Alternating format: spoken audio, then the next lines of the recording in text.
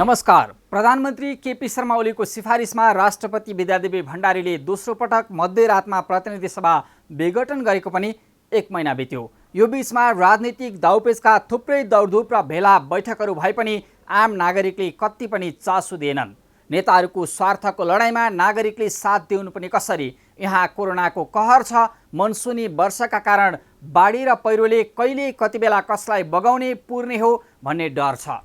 बन्दाबन्दी केही खुकुलो बनाइए पनि रोग र भोकको चिन्ता उस्तै छ। महँगीको मार त कसैले सुन्नेवाला छैन। यहाँ सरकारमा बसेका र विपक्षी गठबन्धन कसेकाहरूलाई केवल चाहिएको छ सत्ता, शक्ति र पैसा। कोरोना रोकथाम र खोपको चिन्ता छाडेर कुर्सी बचाउन शक्तिमा बसिरहन एकपछि अर्को असंवैधानिक कदम चाल्ने प्रधानमन्त्री ओली हुन् वा विपक्षी गठबन्धन बनाएर कुर्सी छोड भन्ने एमालेकै माधव कुमार नेपाल, काङ्ग्रेसका शेरबहादुर देउबा, माओवादी केन्द्रका पुष्पकमल दाहाल प्रचण्ड र जनता समाजवादी पार्टीका उपेन्द्र यादव नै किन नहुन्? सबैको विगत विश्वासयोग्य छैन। यी सबै नेताहरू पद र अवसरका भोका हुन् भन्ने आरोप लागिरहेको छ। अब त हुँदा राजनीति गर्ने नेताहरू असफल भए। हरेक राजनीतिक झगडा र किचलोको व्याख्या अदालतबाट खोजिन थाल्यो। यो तत्कालका लागि जायज भए पनि यसले राजनीतिप्रति अदालतको अनावश्यक महत्त्वाकांक्षा बढाउन सक्छ। कार्यपालिका असफल हुँदा व्यवस्थापिकामाथि धावा बोलिएको छ अनि यो अन्योलतामा न्यायपालिका सक्रिय बन्दा समेत गलत नजिर बस्न सक्छ। अब पनि प्रवृत्ति सुध्रिएन भने वृद्ध भत्ता खाने उमेरका वयोवृद्ध नेताहरूको भविष्य सकिने मात्रै होइन, देश र जनताकै भविष्य अन्योल बन्न सक्छ। युवाहरूमा राजनीतिप्रति बढेको वितृष्णा रोक्न दलहरूबीच संवादको थालनी गरौँ। रोग र भोकमा छटपटिएका नागरिकको चित्कार सुनौँ। कोरोना खोपको जोहो गर्दै बाढी पहिरोको जोखिम रोक्न शासक प्रशासकसँगै हरेक दलका नेता र तपाईँ हामी सबै जिम्मेवार बनाऊ। आउनुहोस् सुरु गरौँ आम जनताले बेहोरेको समस्या, अभाव र सरकारी सेवा सुविधाको झन्झट समाधानको सारथी बन्ने कार्यक्रम जनताको इजलास। म पुण्यप्रसाद धमला। कार्यक्रमको सुरुवातमा हेरौँ यो झलक।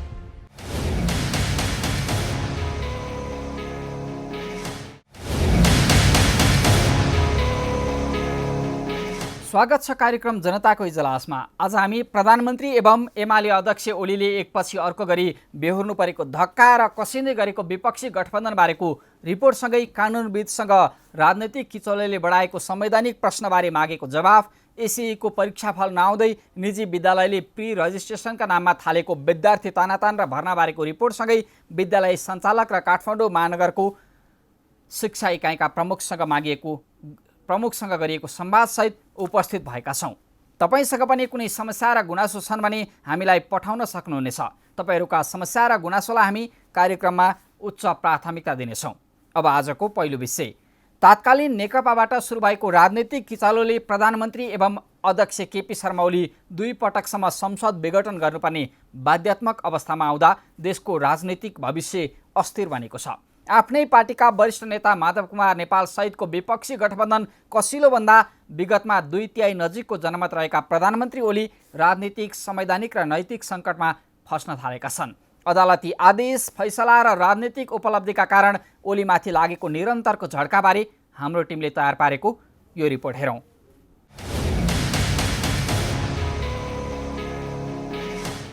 आफ्नै पार्टी नेकपा एमालेका वरिष्ठ नेता माधव कुमार नेपाल, कांग्रेस सभापति शेरबहादुर देउबा, माओवादी केन्द्रका अध्यक्ष पुष्पकमल दाहाल प्रचण्ड र जसपा अध्यक्ष उपेन्द्र यादवले नेतृत्व गरेको विपक्षी गठबन्धनका कारण राजनीतिक रूपमा कमजोर बन्न पुगेका एमाले अध्यक्ष एवं प्रधानमन्त्री केपी शर्मा ओली अदालतमा परेका रिट निवेदनमा आउने आदेश र फैसलाबाट समेत संवैधानिक र नैतिक सङ्कटमा परेका छन्। अझ बितेको 14 दिनमा सर्वोच्च अदालतले नै ओलीलाई 6 झट्का दिएको छ। जेठ 27 गते पछि मात्रै प्रधानमन्त्री ओलीले संविधान र कानुनलाई व्यवस्था गर्दै आफू अनुकूल हुने गरी गरेका विभिन्न 6 महत्त्वपूर्ण निर्णय सर्वोच्चबाट बदर भएका छन्। अदालतबाट विभिन्न समयमा आएका आदेश र फैसलाले प्रधानमन्त्री ओली संविधान र कानुन विपरीत हिँडेको थप पुष्टि मात्रै गरेको छैन, विपक्षी गठबन्धनले प्रतिगामी, स्वेच्छाचारी र असंवैधानिक भन्दै दिएका उपमाहरू यथार्थमा परिणत भएका छन्। यस्ता छन् प्रधानमन्त्री ओलीलाई झट्का दिने सर्वोच्चका 6 आदेश। 1. 2078 असार 8 गते जेठ 21 र 27 गतेको मन्त्री परिषद विस्तारबाट थपिएका 20 जना मन्त्री पदमुक्त। 2. 2078 असार 6 गते यति समूहलाई लाङटाङ राष्ट्रिय निकुञ्जभित्र जलविद्युत आयोजना निर्माण गर्न सहज हुने गरी सरकारले गरेको नीतिगत निर्णय उल्टाउने आदेश। 3. 2078 असार 4 गते ढुङ्गा, गिट्टी, बालुवा निकासी गरेर व्यापार घाटा कम गर्ने बहानामा चुरे तथा नदी नाला दोहन गर्ने गरी ल्याइएको बजेट वक्तव्यको बुँदा नम्बर 149 कार्यान्वयनमा रोक। 4. 2078 असार 4 गते राजदूत नियुक्ति निर्देशिका संशोधन अस्वीकार। 5. 2078 जेठ 27 गते नागरिकता अध्यादेश खारेज। 6. 2078 जेठ 27 गते नेकपा एमाले 10औं महाधिवेशन आयोजक कमिटीले 4 प्रदेश सदस्यलाई गरेको कारबाही अमान्य, महाधिवेशन आयोजक कमिटीलाई केन्द्रीय समितिको मान्यता दिन इन्कार। यी अदालती रिटबाट आएका आदेश र फैसलाहरूले प्रधानमन्त्री ओलीले गरेका प्रत्येक कामहरू संविधानको लेख भन्दा बाहिर थिए र छन् भन्ने देखाएको छ। संविधान अनुकूल नभएका र संविधानको लेख बाहिर भएकैले अदालतले बदर गरिदिएको दाबी कानुनविद र विपक्षी गठबन्धनले गरिरहँदा सत्तारूढ दल नेकपा एमाले भने अदालतमाथि राजनीतिक गन्ध देखाएर आफ्ना नेता मार्फत भएको गलत कामहरूको ढाकछोप गर्न खोजिरहेका छन्। प्रधान न्यायाधीश लगायतको टिमहरू बसेर वर्तमान न्यायालयका नेतृत्वहरूलाई राम्रै दबाब सिर्जना गर्नुभएको भन्ने कुरा हामीले सुनेका छौँ। त्यही सूचना तपाईँले बुझ्नु भएको छ। यस्ता धेरै सूचनाको स्रोत तपाईँहरूसँग छ, तपाईँले बुझ्नु भएको छ। त्यही सूचनाको आधारमा प्रचण्ड कमरेडले आज हिजो जुन अभिव्यक्ति दिनुभयो, आज फैसला त्यही खालको आएको छ। र अब यो प्रचण्ड कमरेडले बोलेको कुरा काग कराउनु, पिना सुक्नु स्थिति भएको पनि हुन नि सक्छ। तर समग्र प्रक्रिया हेर्दाखेरि के देखिन्छ भने अदालतभित्र जुन खालका चलखेलहरू हुन थालेका छन् र अदालतभित्र जुन स्वतन्त्र न्यायपालिकाको एउटा चाहिँ नि मर्यादा र धर्म निर्वाह गर्ने कुरा जुन हराउनु खोज्दैछ, यसले आम जनतामा निराशा पैदा हुन्छ। आज क्षणिक कसैले हारेको या जितेको रूपमा लिएर खुसियाली र दुःख मनाउने कुरा एउटा कुरा, तर दीर्घकालीन रूपमा राजनीति बिग्रिँदा अराजकता प्रकट हुन्छ र न्यायालय बिग्रिँदा चाहिँ निराशा प्रकट हुन्छ। हुन त हरेक राजनीतिक किचलो र असन्तुष्टिहरू यति बेला मुद्दाका रूपमा अदालत पुर्याउने होडबाजी बढ्न थालेको छ। यसले राजनीतिमा अदालतको महत्वाकांक्षी बढ्ने खतरा पनि उत्तिकै बढाएको छ। अर्कोतिर प्रधानमन्त्रीको काम गर्ने तौर तरिका र रणनीतिको आकलन गरिरहेका विपक्षी गठबन्धनका नेताहरू जानी बुझी अवैधानिक काम गरेर अवैधानिक कामबाट पनि र उल्टिसकेपछि पनि फाइदा लिने खतरा प्रधानमन्त्री ओलीमाथि औल्याइरहेका छन्। अदालतका पछिल्ला 6 वटा फैसला मात्रै होइनन्, प्रधानमन्त्री ओली राजनीतिक र कानुनी सङ्कटमा फस्दै गएका छन्। संसद विघटनपछि प्रधानमन्त्री ओलीले गरेको मन्त्री परिषद विस्तारलाई सर्वोच्च अदालतले अस्वीकार गर्ने अवस्थासम्म आइपुग्दा आन्तरिक विवादले आफ्नै पार्टी एमाले विभाजन उन्मुख छ। राजनीतिक र असंवैधानिक कदमका कारण विपक्षी गठबन्धन कसिलो भन्दा ओली कमजोर मात्रै देखिएका छैनन्, एकपछि अर्को राजनीतिक धक्का बेहोरिरहेका छन्। नेपालमा आजसम्म जति पनि प्रधानमन्त्रीहरू भए तीमध्ये सबभन्दा बढी संविधानको उल्लङ्घन गर्ने, सबभन्दा बढी कानुन विपरीत काम गर्ने र सबभन्दा बढी मुद्दा परेको प्रधानमन्त्री नै अहिलेको चाहिँ केपी शर्मा ओलीजी हुनुभएको छ। र उहाँले धेरै असंवैधानिक कामहरू गर्नुभयो, संसद विघटनदेखि लगायतका। त्यसै गरी चाहिँ के हो भने संसद भङ्ग गरिसकेपछि उहाँ सांसद पनि होइन। संविधानमा लेखिएको छ संसद भएको व्यक्ति मात्रै प्रधानमन्त्री हुन पाउँछ। उहाँ कसरी प्रधानमन्त्री रहनुभयो? राजीनामा पनि दिनु भएन। जब संसद भङ्ग गरेर चुनाव घोषणा भइसक्छ त्यतिखेर प्रधानमन्त्री काम चलाउ हुन्छ। काम चलाउ प्रधानमन्त्रीले दैनिक प्रशासन हेर्ने बाहेक दीर्घकालीन असर पर्ने कार्यहरू, चुनावलाई असर पर्ने कार्यहरू गर्न पाउँदैन। मन्त्री परिषदको विस्तार नियुक्तिहरू पनि गर्न पाउँदैन। तर उहाँले जबरजस्ती संविधान मिचेर संसदीय मूल्य मान्यताका विपरीत, परम्पराका विपरीत उहाँले चाहिँ के छ भन्दाखेरि मन्त्री परिषदको विस्तार गर्ने, संवैधानिक निकायहरूमा नियुक्ति गर्ने, विभिन्न खालका कार्यहरू यसरी गर्न थाल्नुभयो कि उहाँले बिर्सिनुभयो कि यो सरकार भनेको काम चलाउ सरकार हो। काम चलाउ सरकारले गर्न के हुन्छ र के हुँदैन भन्ने कुरा उहाँले ठेगानै राख्नु भएन। त यसैलाई चाहिँ के छ भने सर्वोच्चले काम चलाउ सरकारलाई काम चलाउको हैसियत के हो भन्ने कुरा बुझाउनु परेको थियो र सर्वोच्चले त्यो बुझाएको छ। र सर्वोच्चको यो निर्णयले वास्तवमा भन्यो भने संसदीय लोकतन्त्रको भावना र संविधानको र लोकतन्त्रको चाहिँ एउटा रक्षा गर्ने काम गरेको छ। कर्णाली प्रदेशमा एमालेको सरकार बनाउने ओलीको रणनीति आफ्नै पार्टीका वरिष्ठ नेता नेपालका कारण विफल भएको छ। यहाँ ओली इतर समूहका सांसदले पार्टीको निर्देशन विपरीत माओवादी केन्द्रबाट मुख्यमन्त्री बनेका महेन्द्र बहादुर शाहीको सरकार जोगाइदिएका छन्। एमालेको ओली पक्षको निर्णय विपरीत सुदूरपश्चिम प्रदेशमा पनि नेपाल समूहका 17 सांसदले माओवादी केन्द्रका मुख्यमन्त्री त्रिलोचन भट्टलाई विश्वासको मत दिएका छन्। गण्डकी प्रदेशमा ओलीका विश्वासपात्र मानिएका पृथ्वी सुब्बा गुरुङको मुख्यमन्त्री पद गुम्दा गठबन्धनकै कारण कङ्ग्रेसका कृष्णचन्द्र नेपाली पोखरेलले मुख्यमन्त्री बन्ने मौका पाएका छन्। यी सबै परिणामको कारण बनेको छ विपक्षी गठबन्धनको ओली विरुद्ध कसिँदै गरेको मोर्चाबन्दी। विपक्षी गठबन्धनले संयुक्त उम्मेद्वार उठाउँदा ओली पक्षले बागमती र लुम्बिनी प्रदेश अन्तर्गत भएको राष्ट्रिय सभा निर्वाचनमा पनि हार बेहोर्नु परेको छ। यति बेला प्रधानमन्त्री केपी शर्मा ओलीकै कारण देश संसद विहीनताको अवस्थामा छ।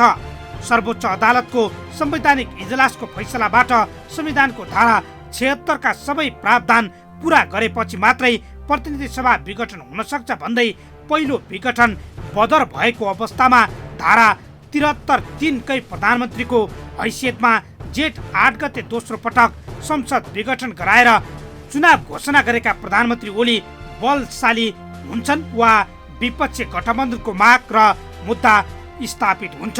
यसका लागि भने प्रतिनिधि सभा विघटन विरुद्धका रिटको फैसला कुर्नुपर्ने भएको छ।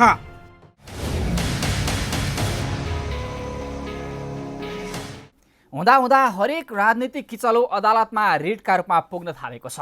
यसले अदालतमा राजनीतिक महत्त्वाकांक्षा बढाउने आकलन गरिँदै गर्दा प्रधानमन्त्रीले गरेका हरेक निर्णयमाथिको अंकुशमा भने संवैधानिक र राजनीतिक सीमा नागेको पाइएको छ। पछिल्लो राजनीतिक अन्यलले उठाएका संवैधानिक प्रश्नबारे कानुनविदसँग मागिएको जवाफ अबका क्रममा।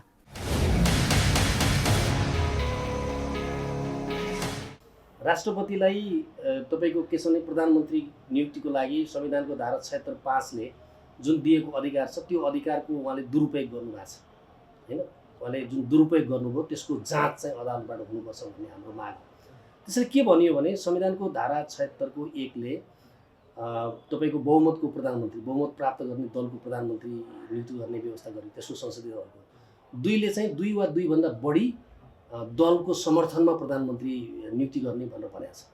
3 मा चाहिँ सबभन्दा बढी सांसद संख्या जसको हुन्छ प्रतिनिधि सभामा त्यसको संसदीय दललाई प्रधानमन्त्री बनाउने भयो।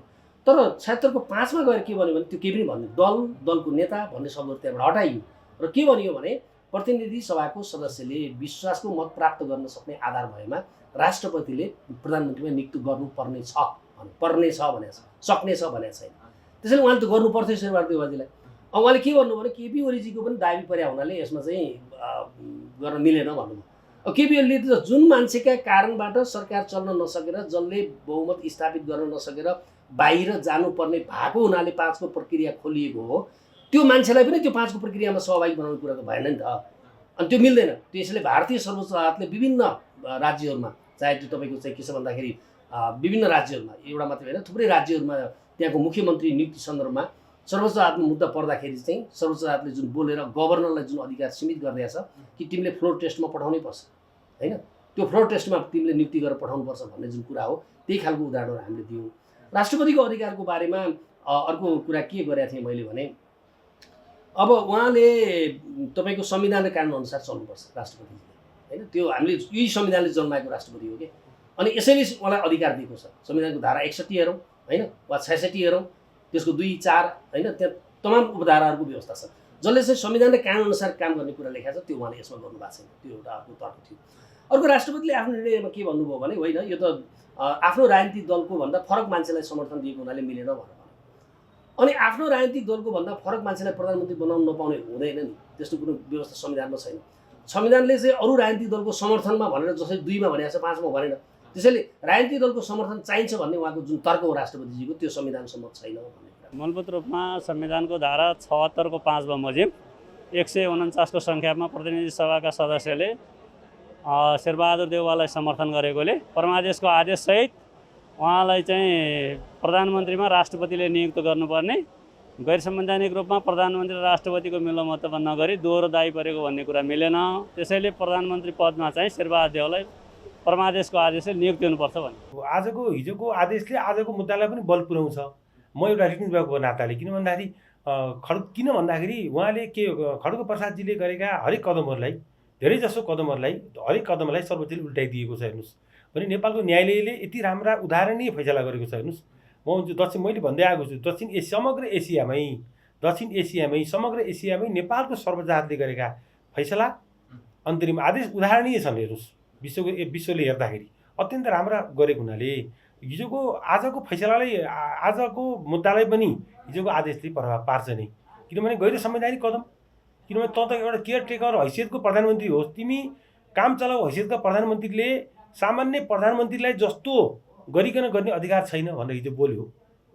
किन भन्दाखेरि संविधानको धारा 77(3) त खालि काम चलाऊ हैसियतको प्रधानमन्त्रीले मन्त्रीमण्डल गठन गर्ने, विस्तार गर्ने, थपगढ गर्ने सक्ने गरी अधिकारै दिएको छैन। तसर्थ तिमीले गरेका कामहरू सबै असंवैधानिक छन्, यसलाई कार्यान्वयन नगर्नु भनेर भनिदिइसकेपछि आजको मुद्दालाई पनि यसले धेर थोर प्रभाव पार्छ नै।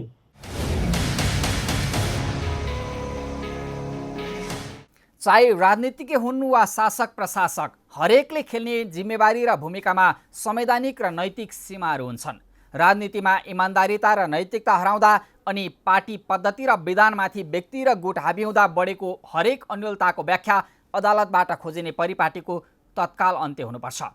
अब एकैछिन विश्रामपछि एससीको परीक्षाफल नआउँदै निजी विद्यालयले प्री रजिस्ट्रेसनका नाममा थालेको विद्यार्थी तानातान र भर्नाबारेको रिपोर्टसँगै सरकारवालासँग मागिएको जवाबसहित उपस्थित हुनेछौँ। हामीसँगै रहनुहोला।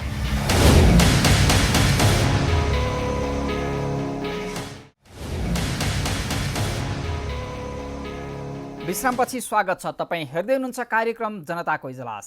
कोरोना महामारीका कारण यस वर्ष पनि माध्यमिक शिक्षा परीक्षा एसी आन्तरिक मूल्याङ्कनकै कारण भयो। विद्यालय र राष्ट्रिय परीक्षा बोर्ड आन्तरिक मूल्याङ्कनबाट नतिजा प्रकाशन गर्ने तयारीमा जुटिरहेका छन्। यति बेला नतिजा कस्तो आउने हो, कुन विषय पढ्न योग्य हुने हो अनि विद्यार्थीको प्राथमिकतामा के पर्ने हो, कुनै टुङ्गो छैन। तर अचम्म त यो छ कि नतिजा प्रकाशित नहुँदै निजी विद्यालयले भने कक्षा 11 को भर्ना नै आह्वान गरेका छन्। काठमाडौँ उपत्यकामा विद्यार्थी तान्न निजी विद्यालयको दौडधुप र प्रचारबाजी चल्दा समेत सरकारवाला निकाय भने पत्तै छैन। हेरौँ यो रिपोर्ट।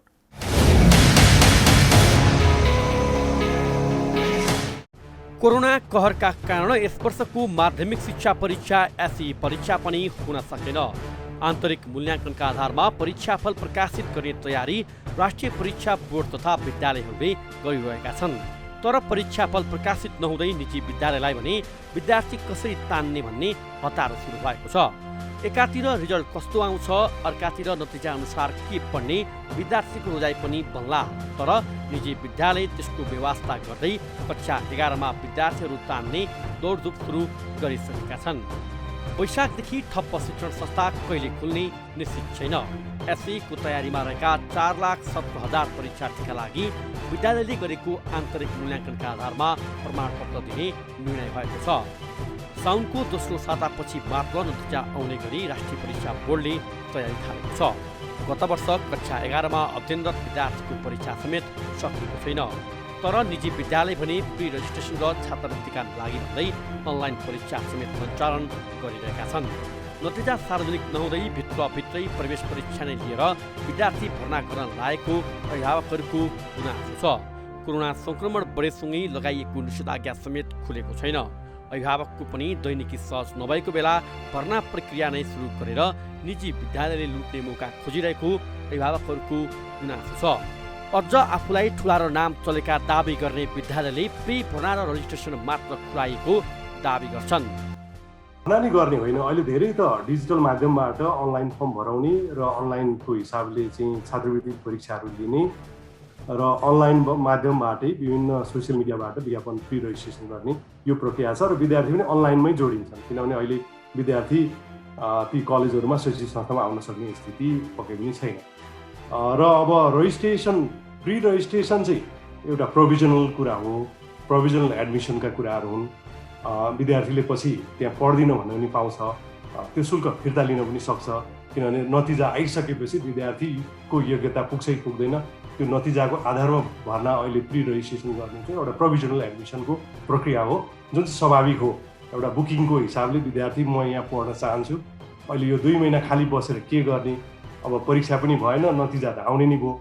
यो अवस्थामा विद्यार्थीलाई कुनै शैक्षिक संस्थाहरूमा प्री रजिस्ट्रेसन गराउने र ब्रिज कोर्सहरूमा विद्यार्थीलाई अभ्यस्त गराउने, त्यो विद्यार्थीले भोलि पढ्न चाहेको विधामा पढ्न सक्छ कि सक्दैन, उसको क्षमता पुग्छ कि पुग्दैन, अब एसीको नतिजाले अब नदेखाए पनि त्यो विद्यार्थीलाई एउटा परीक्षणको रूपमा छात्रवृत्तिको माध्यमबाट ती विद्यार्थीहरूलाई ब्रिज कोर्समा ल्याउने र केही रूपमा तयारी पनि गर्ने र विद्यार्थीको त्यो चाहिँ एउटा कम्पिटेन्सीको एउटा टेस्ट पनि हुन्छ यो 1-1.5 महिना। त्यसपछि भदौतिर कक्षा सुरु हुने बेलामा त्यो विद्यार्थीले शैक्षिक संस्था पनि उसले परिवर्तन गर्न सक्छ।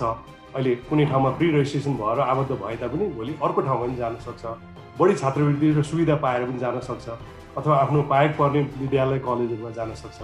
त्यसले गर्दाखेरि यो अभ्यासलाई विद्यार्थीलाई इन्गेज गराउने कुरामा चाहिँ र अभिभावकहरूले पनि अहिले फिजिकली जान नसकेको अवस्थामा अलिक बढी समय लाएर विभिन्न शैक्षिक संस्थामा अन्तर्क्रिया गर्ने, विद्यार्थीको कुनै छात्रवृत्ति र अरू थप सुविधा पाउने कुरामा पनि अभिभावकले एउटा चाहिँ अभ्यास गर्न पाउने पनि कुरा हो। र विद्यार्थीले त्यो +2 कलेज स्कुलमा चाहिँ भर्ना हुनलाई, कक्षा 11मा भर्ना हुनलाई त्यहाँका शिक्षकहरूले प्री कोर्सहरू, ब्रिज कोर्स कसरी पढाउनुहुन्छ, कुन माध्यमबाट पढाउनुहुन्छ, उहाँले भोलि अनलाइनमै पढाउनु पर्यो भने उहाँहरूको अनलाइन माध्यममा कतिको उहाँहरूको संयन्त्र विकास छ, कुन ढङ्गले उहाँहरूले चाहिँ अलिक चाहिँ प्रविधिलाई प्रयोग गर्नुभएको छ, त्यो पनि विद्यार्थीले एउटा टेस्ट गर्ने मौका पाउँछ। त्यसले गर्दाखेरि एउटा एडजस्टमेन्टको टाइम हो यो 1.5-2 महिना। र अब भर्ना नै भनेर चाहिँ एडमिसन गरेको हामीले पाएको छैनौँ। किसानले विद्यार्थीको नतिजा नआइकनै भर्ना गर्ने कुरामा कहीँ पनि आह्वान गरेको छैन अहिलेसम्म। राष्ट्रिय परीक्षा बोर्डले पनि भर्ना गर भनेको छैन, शिक्षा मन्त्रालयबाट पनि भर्नाको अहिले कुनै तालिका आएको छैन। त्यसले गर्दाखेरि यसलाई भर्नाको रूपमा नबुझेर चाहिँ विद्यार्थीलाई इन्गेज गराउने हिसाबले नै यसलाई लिएको छ। ठुलो सङ्ख्यामा विद्यार्थी आएको पनि हामीले बुझेको छैनौँ। तर जो इच्छुक विद्यार्थी छन्, अन्य बोर्डमा पनि विद्यार्थीहरू गएका छन्, जस्तो A लेभलमा पनि भर्ना हुँदैछ, त्यस सिलसिलामा विद्यार्थीहरूलाई काउन्सिलिङ भइरहेको छ। उच्च शिक्षालय तथा माध्यमिक विद्यालय हिसानका पदाधिकारीहरू सञ्चालक रहेका विद्यालय नै विद्यार्थी भर्ना लिन तछाड मछाड गरेपछि सबै आश्चर्यमा परेका छन्। गत वर्ष जस्तै नतिजा नआउँदै विद्यार्थी भर्ना लिने विद्यालय यसपटक पनि सक्रिय देखिन्छन्। शिक्षा मन्त्रालय र स्थानीय तहले मनोमानी गर्ने शिक्षण संस्थालाई नियमन र कारवाही गर्न नसक्दा हरेक वर्ष विद्यार्थी र अभिभावकलाई अन्यलमा पार्ने र जथाभावी शुल्क असुल्ने प्रवृत्ति दोहोरिरहेको छ। यसको नियमन आखिर कसले गर्ने भन्ने प्रश्न नै उब्जिएको छ। हुन पनि हिसानका अध्यक्ष रमेश सिलवाल सञ्चालक नै रहेको गोल्डन गेट इन्टरनेसनल कलेजले विज्ञान व्यवस्थापन र मानविकी विषयमा अनलाइन रजिस्ट्रेसन खुलाएको छ। महासचिव लोकबहादुर भण्डारी सञ्चालक रहेको जेभियर इन्टरनेसनल स्कुलले पनि विद्यार्थी भर्ना खोलिसकेको छ। सरकारसँग नजिक रहेका अगुवा शिक्षण संस्थाले नै बदमासी सुरु गरेपछि उनीहरूको स्कुल गर्दै काठमाडौँ उपत्यकाका अन्य दर्जनौँ स्कुलले पनि भर्नाका लागि आह्वान गरेका छन्। National School of Science NEST, South Western State College, Uniglobes College, Xavier Academy, Kathmandu World School, Capital College and Research Centre, Saint Lawrence College, the Times International College लगायतको रजिस्ट्रेसनका लागि सार्वजनिक सूचना नै जारी गरेका छन्। यसले शैक्षिक गुणस्तर सुधार गर्ने भन्दा पनि भर्ना परीक्षा लगायतमा केन्द्रित भएर निजी विद्यालयले नाफा आर्जनको बाटो मात्रै हेर्ने गरेको देखाउँछ। यो निजी शैक्षिक क्षेत्रहरू कसरी बुझिरहेको छ यहाँले बुझ्नु भएको छ मिडियाकर्मीको हिसाबले, यो शिक्षा क्षेत्र अलिक बढी बुझ्ने हिसाबले तपाईँले बुझ्नु भएको छ। अन्य क्षेत्र पनि त्यतिकै तहस भएको छ। अन्य क्षेत्रमा अब हस्पिटलको बाहेक अन्य कुनै पनि क्षेत्रले आजको दिनमा आफ्नो खर्च उठाउन र आफ्नो खर्च सञ्चालन तलब भत्ता र त्यसको दैनन्दिन खर्चलाई धान्न सक्ने स्थिति यो करिब 1.5 वर्ष हुन लाग्यो। सबैको अवस्था निकै दयनीय छ। धेरै विद्यालय बन्द हुने अवस्थामै पुगेको अवस्था पनि देखिन्छ। जो भाडा घरमा छ, जसले धेरै ब्याङ्कको लोनहरू लिएर अलिक आर्थिक दायित्वमा बसेको छ, जसको चाहिँ खर्च नै अलिकति धेरै ठुलो खर्चमा सञ्चालन छ, ती विद्यालय कलेजहरू चाहिँ निकै अप्ठ्यारो स्थितिमा छ। यही स्थिति 6 महिना 1 वर्ष जाने हो भने बन्द हुनुपर्ने स्थिति छ र शिक्षकहरूलाई र विद्यालय कलेजका व्यवस्थापकहरूलाई पनि अब अनलाइनमै पढाउने काम त अहिले भइरहेको छ। तर अनलाइनमै पढाउने हिसाबले पनि विद्यार्थीहरूको शुल्क उठाउन सकिरहेको छैन। विद्यार्थीले शुल्क तिर्न सक्ने स्थिति पनि छैन। अभिभावकलाई दबाब दिन सकिने स्थिति पनि छैन र परीक्षाहरू पनि भइरहेका छैन। त्यसले गर्दा परीक्षा पनि नहुने, शुल्क पनि नउठ्ने, पठन पाठन भइराख्नुपर्ने र नयाँ भर्नालाई पनि विद्यार्थीलाई अब तपाईँहरूको चाहिँ अब समय पुगिसकेपछि हामी कक्षा सुरु गर्छौँ, अहिले चाहिँ सम्पर्कमा आउनुहोस् र विद्यालयले कलेजहरूले दिने छात्रवृत्ति र अन्य सुविधाहरूमा तपाईँहरूलाई इच्छुक हुनुहुन्छ भने निवेदन हाल्नुहोस् भन्न चाहिँ दिनुपर्छ होला। किनभने सबैतिर बन्देज गर्दाखेरि र अब भदौ कहिले आउँछ भनेर कुरेर अनि त्यो भदौको बेला 2 हप्तामा त्यो असाढे भेल जस्तो गरेर विद्यार्थीहरूलाई एकै ठाउँमा सबै ठाउँमा दौडिन पनि सहज हुँदैन, सबै ठाउँमा बुझ्न पनि सक्दैनन्। अहिले त बुझ्ने मौका पाउँछन् 3-4 महिना विद्यार्थीले। अहिले धेरै त डिजिटल मिडियाबाट, वेबसाइटबाट, सोसियल मिडियाबाट र युट्युबबाट विभिन्न शैक्षिक संस्थाहरूको बारेमा जानकारी लिनलाई एउटा विद्यार्थी अभिभावकलाई सहज पनि भएको छ। उहाँहरूले धेरै घरमै बसेर भर्चुअली पनि धेरै जानकारी पाउनुहुन्छ। कक्षा 1-10 मा सरकारले भर्ना अभियान नै सञ्चालन गर्ने गरेको छ। तर कक्षा 11 मा भने जुन बेला पनि भर्ना लिन पाइने मन परी आखिर कसले र कहिले रोक्ने? निजी विद्यालयले मनोमानी गर्दा शिक्षण संस्थाहरूले आफू खुसी भर्ना प्रक्रिया अघि बढाउँदा विद्यार्थीहरू समेत दुविधामा परेका छन्। निजी विद्यालयले भर्ना प्रक्रिया सुरु गर्दा समेत स्थानीय सरकार भने बेखबर छन्। काठमाडौँका निजी विद्यालयको मन परी चल्दा समेत काठमाडौँ महानगरपालिकाको शिक्षा शाखा भने थाहा पाएर पनि नपाए चाहिँ गरिरहेको छ। शिक्षा विज्ञान तथा प्रविधि मन्त्रालय पनि कक्षा 10 को नतिजा नआउँदै भर्ना सुरु गर्न नमिल्ने बताइरहेको छ। तल्लो कक्षाको रिजल्ट नभई माथिल्लो कक्षामा भर्ना खोल्न नमिल्ने बताउँदै शिक्षा मन्त्रालय निजी विद्यालयले मनोमानी गर्दा समेत टुलु हेरेर स्थानीय तहलाई पन्छ्याउँछ। गत वर्षदेखि कक्षा 11-12 मा संकाय प्रणाली खारेज भएर कक्षा 9-10 जस्तै विषयगत रूपमा पठन पाठन हुन थालेको छ। गत शैक्षिक सत्रमा कक्षा 11 र यसपालि कक्षा 12 मा नयाँ पाठ्यक्रममा आधारित पठन पाठन हुँदैछ। उक्त पाठ्यक्रम लागू नगर्न पनि निजी स्कुल सञ्चालकहरूले गत वर्ष बल मिच्चाइ गरेका थिए। सर्वोच्च अदालतको आदेशमा नयाँ पाठ्यक्रम लागू गरेको थियो। तर सर्वोच्चकै आदेशलाई पनि अटेरी गर्दै निजी विद्यालय आफ्नै दम्बबाट चलिरहेका छन्। खुलेआम भर्ना प्रक्रिया र चर्को शुल्क असुल्दा समेत सरकारवालाको चासो नपर्दा खुलेआम निजी विद्यालयले लुट मचाइरहेका छन्।